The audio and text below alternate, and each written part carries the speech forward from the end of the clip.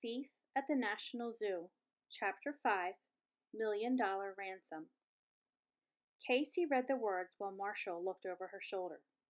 If you want the tiger's eye, wire $1,000,000 to this account number at Island Bank on Grand Cayman.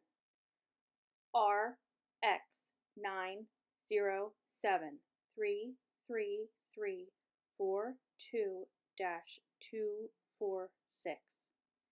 If the money is not in that account within 24 hours, you will never see the emerald again. What does he mean, wire the money? Marshall asked. Whoever wrote this note has a bank account in Grand Cayman, Dr. Tutu said. That's one of the Caribbean islands.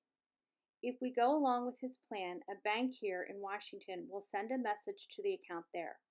Within minutes, the thief will be $1,000,000 richer. It's sort of like sending money in an email. Why couldn't the cops just wait for the crook to get the money and then go there and arrest him? Marshall asked. Dr. Tutu shook his head. In this country, we could do that, he said, but not in the Cayman Islands. Bank accounts there are totally private.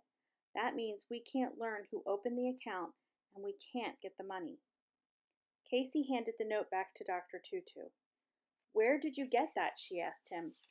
Dr. Tutu put the ransom note back into his briefcase and set the case on the floor behind the table. I found it slipped under the door of my office this morning, he said. I got there at 8 o'clock. The thief left the note either very late last night or before 8 this morning.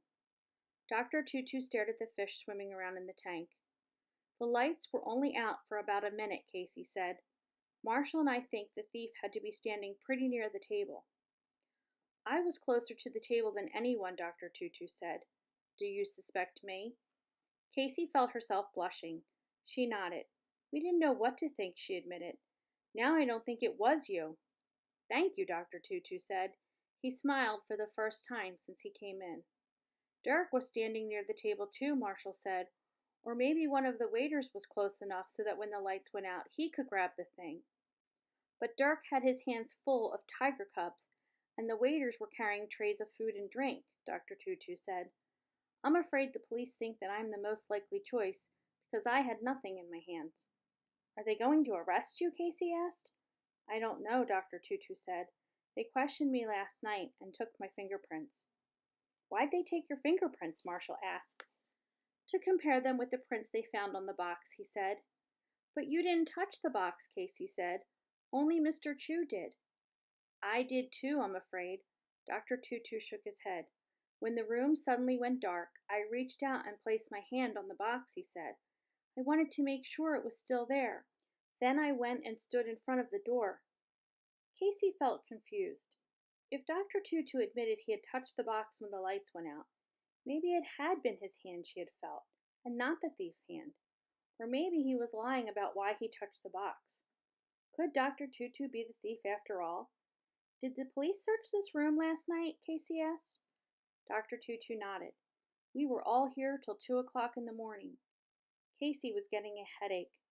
So if the guest and the room were searched, then the thief must have hid the emerald somewhere else, outside of this room, she said. But Dr. Tutu said no one got past him at the door, Marshall reminded Casey. You see the problem, Dr. Tutu said sadly. Mr. Chu's treasure has simply disappeared. It's not in this room, and no one could have taken it out of the room.